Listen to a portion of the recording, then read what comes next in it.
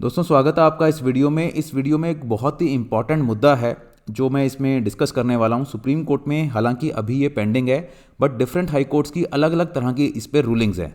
तो इस टॉपिक पे हम डिटेल में इस वीडियो में डिस्कस करेंगे। और टॉपिक है कि क्या कोई एक स्पाउस दूसरे स्पाउस के साथ बातचीत को सीक्रेट तौर पे अगर रिकॉर्ड करता है तो क्या उसको एविडेंस के तौर पे कोर्ट में यूज़ किया जा सकता है या नहीं यूज़ किया जा सकता। तो इसके बारे में हम यहाँ पर डिस्कस करेंगे। ठीक है, तो जो लोग भी फॉल्स 498A आईपीसी में, 406 आईपीसी, डीवी डोमेस्टिक वायलेंस हो गया, 125 सीआरपीसी या इस तरह के रिलेटेड मैट्रिमोनियल लिटिगेशन में इन्वॉल्व हैं, उनके लिए काफ़ी ज़्यादा जो है इंपॉर्टेंट वीडियो रहेगा। तो बहुत ध्यान से देखिए, इसमें मैं काफ़ी आपको जजमेंट्स बताऊंगा। टुवर्ड्स एंड जो है काफ़ी इंपॉर्टेंट दिल्ली हाई कोर्ट की, सुप्रीम कोर्ट की, डिफरेंट हाई कोर्ट्स की जजमेंट बताऊंगा जो आपके केस में काफ़ी ज़्यादा हेल्पफुल हो सकती है।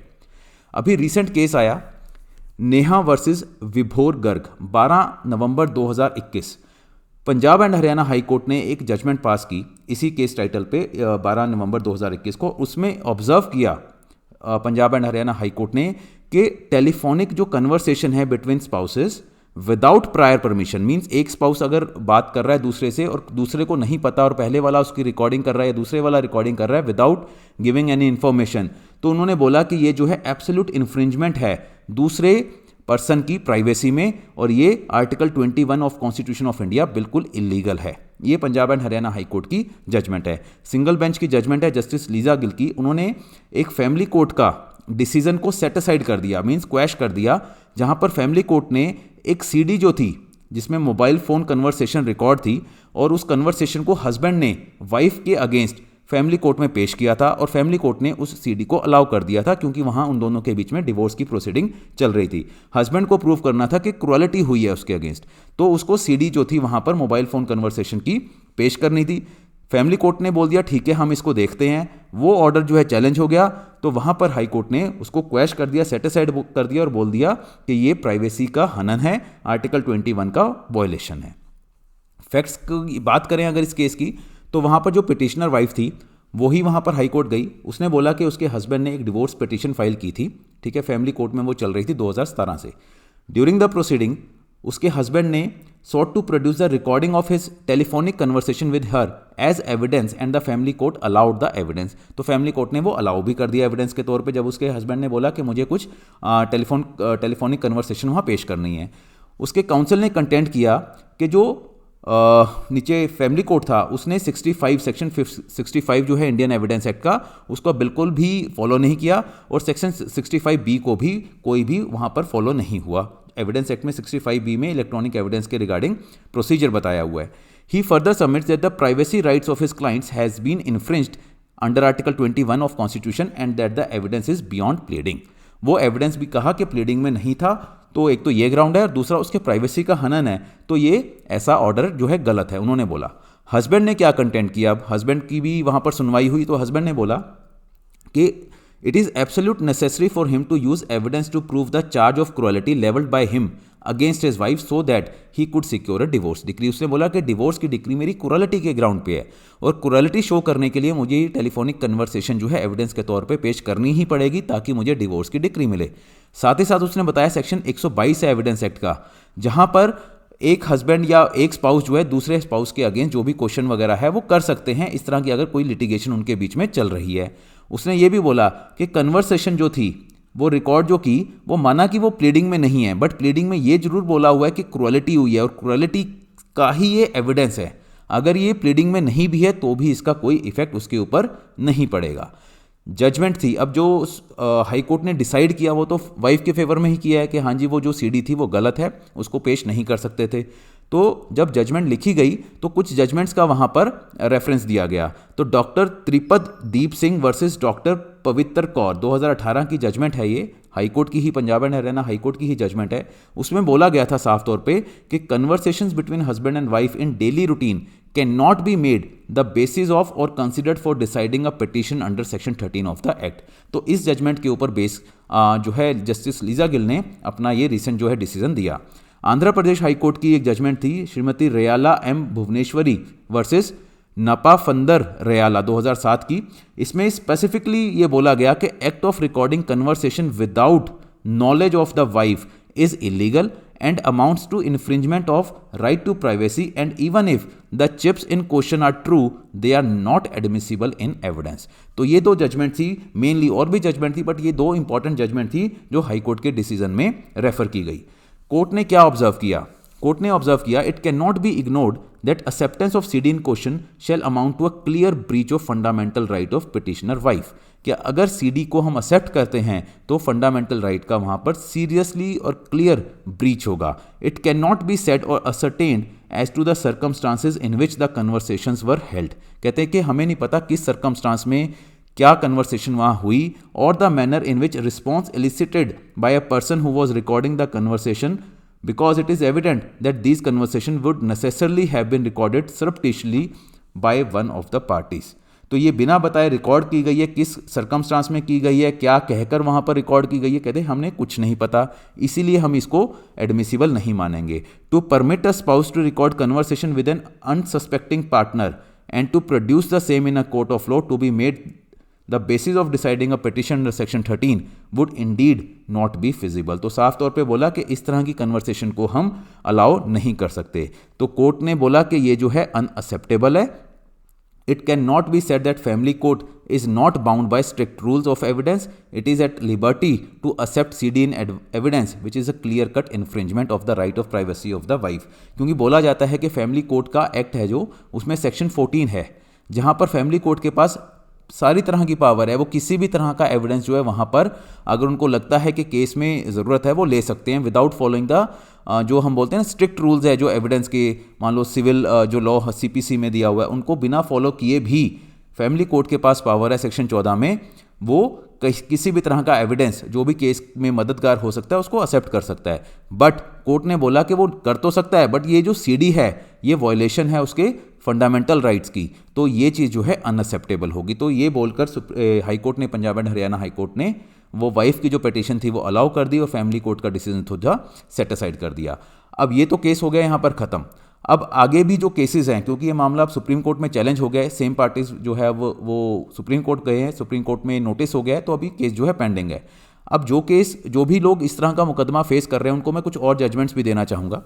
जजमेंट जो हस्बैंड के, जैसे यहाँ पर था, हस्बैंड के फेवर में कौन कौन सी जजमेंट हो सकती है अगर वो इस तरह की कोई रिकॉर्डिंग करता है.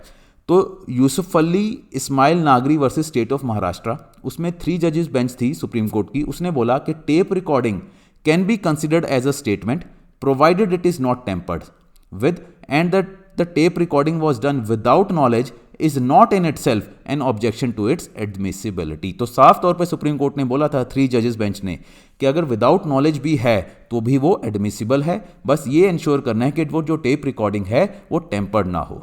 उसके बाद N Shri Rama Reddy and others versus V V Giri, इसमें 5 जजेस की कॉन्स्टिट्यूशन बेंच थी. उसमें सुप्रीम कोर्ट ने बोला, एक जो उनका पुराना डिसीजन था S Pratap Singh versus state of Punjab का, a tape recorded conversation is admissible. It was further held that tape recording can be used to corroborate as well as contradict evidence. तो ये भी काफ़ी इंपॉर्टेंट लैंडमार्क जजमेंट है 5 जजेस bench की कि tape recording जो है वो एडमिसिबल है, उसके थ्रू आप कॉन्ट्राडिक्ट भी कर सकते हो किसी भी चीज़ को, किसी भी पॉइंट को, और corroborate भी कर सकते हो. तो ये भी उन लोगों के फेवर में है जो इस तरह की एविडेंस को कोर्ट में पेश करना चाहते हैं. एक और लैंडमार्क जजमेंट है, ऑल टाइम जो इंपॉर्टेंट जजमेंट है, RM Malkani versus state of Maharashtra. ये 2 जजेस बेंच की जो है सुप्रीम कोर्ट की ही जजमेंट है. उसमें बोला conversation that is tape recorded by an external device without tampering or interrupting telephone is admissible in evidence. साफ तौर पे बोला कोई टेम्पर नहीं होना चाहिए, किसी भी एक्सटर्नल डिवाइस से आप उसको रिकॉर्ड कर सकते हो. In this case supreme court has spelled out 3 condition for admissibility. तो 3 यहाँ पर बोलते हैं टेस्ट है कि क्या वो रेलिवेंट है, रेलिवेंस उसका देखना है, वॉइस आइडेंटिफिकेशन सही होनी चाहिए और प्रूफ ऑफ एक्यूरेसी होना चाहिए. अगर ये तीनों चीज़ें हैं तो वो एडमिसिबल है. और ये जजमेंट जो है बहुत बार, बहुत टाइम तक फॉलो होती रही है, आज भी ये फॉलो हो रही है. Further it has been held that evidence even if procured illegally, ये खास तौर पे देखो, चाहे इलीगल भी है वो भी कहते हैं एडमिसिबल है. तो ये इस RM मलकानी जजमेंट में साफ तौर पे बोला, लैंडमार्क जजमेंट है ये. उसके बाद Ziauddin Burhanuddin Bukhari versus Brijmohan Ramdas Mehra and others, इसमें सुप्रीम कोर्ट के 3 जजेस बेंच ने बोला टेप रिकॉर्डिंग ऑफ स्पीचेस व documents under section 3 of evidence act which stood on no different footing than photographs and were admissible after satisfying the three conditions as laid down inter alia in R.M. Malkani. तो R.M. Malkani जो हमने पढ़ा है, कहते हैं उसका अगर टेस्ट फॉलो करता है, ठीक है, टेस्ट अगर पार कर जाती है कोई भी टेप रिकॉर्डिंग, तो वो एडमिसिबल है। सेक्शन 3 एविडेंस एक्ट के अंडर वो डॉक्यूमेंट की डेफिनेशन में आता है। प्रीति जैन वर्सेस कुणाल जैन, इसमें सिंगल जज है राजस्थान हाई कोर्ट के, उन्होंने बोला that the privilege in respect of husband and wife communication under section 122 evidence act is eclipsed by section 14 of family court act. तो सेक्शन 122 बोलता है एविडेंस एक्ट का, हस्बैंड वाइफ के बीच में अगर कोई कन्वर्सेशन है तो वो प्रिविलेज रहेगी, वो कहीं पर डिस्क्लोज नहीं की जाएगी। बट वो भी कहते हैं सेक्शन 14 के कारण फैमिली कोर्ट एक्ट के जो पावर है सेक्शन 14 में, वो उसमें एविडेंस के तौर पे यूज हो सकती है। Sagarika Debata versus Satyanarayan Debata and another, इसमें डिवीजन बेंच है उड़ीसा हाई कोर्ट की, इसने बोला consideration of evidence by a family court is not restricted by the rules of relevancy or admissibility provided under the evidence act। जैसे मैंने बताया, क्योंकि फैमिली कोर्ट के पास सेक्शन 14 में इमेंस पावर है, किसी भी तरह का एविडेंस वो यूज़ कर सकते हैं, तो वो रेलिवेंसी और एडमिसिबिलिटी जो हम एविडेंस एक्ट में पढ़ते हैं ज़्यादा स्ट्रिक्ट रूल्स को फॉलो नहीं करता। उसके बाद एक और इम्पॉर्टेंट जजमेंट बहुत रिसेंट है, ये आपको इंटरनेट पे आराम से मिल जाएगी, आप इसको सर्च करोगे, इसको ज़रूर पढ़ना अगर आप इस तरह का कोई भी पॉइंट फेस कर रहे हैं। Deepti Kapoor versus Kunal Julka, Delhi high court की बड़ी इंपॉर्टेंट और काफ़ी अच्छी जजमेंट है ये। इसमें साफ तौर पे कोर्ट ने बोला, in its court opinion the legislature being fully cognizant of the foregoing principle of admissibility of evidence has enacted section 14। Section 14 कौन सा? एविडेंस एक्ट का, सॉरी फैमिली कोर्ट एक्ट का।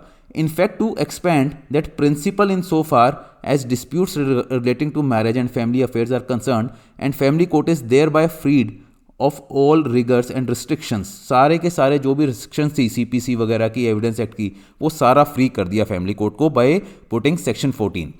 जो हमारे कानून बनाने वाले हैं, लेजिस्लेचर है, could not have enunciated it more clearly than to say that family court, ये एग्जैक्ट वर्डिंग है सेक्शन 14 की, may receive as evidence any report, statement, document, information or matter that may be, in its opinion, assist it to deal effectually with a dispute whether or not the same would be otherwise relevant or admissible under Indian Evidence Act। चाहे Indian evidence act में relevant हो, admissible हो या नहीं हो, family court के पास immense power है उसको यूज़ करने की। साथ ही साथ उसने बोला सिर्फ जो क्राइटेरिया रहेगा या जो टेस्ट रहेगा सेक्शन 14 के लिए फैमिली कोर्ट में, that is to say admit evidence is its subjective satisfaction that the evidence would assist it to deal effectually। अगर कोर्ट को लगे, उसकी सेटिस्फेक्शन ऐसी होती है कि जो एविडेंस पेश किया जा रहा है वो इफेक्चुअली है उस डिस्प्यूट को रिजॉल्व करने के लिए, काफ़ी इफेक्टिव रहेगा, वो उसको यूज़ कर सकते हैं। There is no other test. It may also be relevant to note that under section 13 of family court act parties are to represent themselves without the assistance of lawyer. Section 13 बताता है कि parties जो है बिना advocates की assistance के वहाँ पर रिप्रेजेंट कर सकते हैं अपने आप को। इसीलिए जितनी भी टेक्निकल चीज़ें जो होती हैं एडमिसिबिलिटी की, एविडेंस एक्ट की, CPC की, उसको इग्नोर किया गया है ताकि जो पर्सन अपियर हो रहा है इन पर्सन, जिसको टेक्निकल चीज़ों का नहीं भी पता एविडेंस वगैरह का, वो भी वहाँ पर अपना केस जो है आसानी से कंटेस्ट कर सकता है। इसीलिए सेक्शन 14 को डाला गया कि आम आदमी वहाँ फैमिली कोर्ट में अपने मैटर को ले जा सकता है और कंटेस्ट कर सकता है। अगर वो टेक्निकल चीज़ों में उलझा रहेगा तो वो कर ही नहीं पाएगा। तभी बोला है सेक्शन 13 में कि बिना एडवोकेट के भी वो काम वहाँ पर कर सकते हैं। तो ये जो मैटर है अब सुप्रीम कोर्ट में पेंडिंग है, देखते हैं इसमें फर्दर क्या होती है अपडेट्स। तो जो भी अपडेट होगी मैं इसमें आपको दूंगा। ये मेरे डिटेल्स हैं, आप व्हाट्सएप कर सकते हैं, अगर आपकी क्वेरी है तो मैं वहाँ पर रिप्लाई करूँगा आपको। और ये टेलीग्राम चैनल का मेरा लिंक है, आप इस पर जुड़ सकते हैं। तो जो भी इस तरह की इंपॉर्टेंट जजमेंट्स आएंगी वो हम वहाँ पर डिस्कस कर सकते हैं। Thank you and all the best.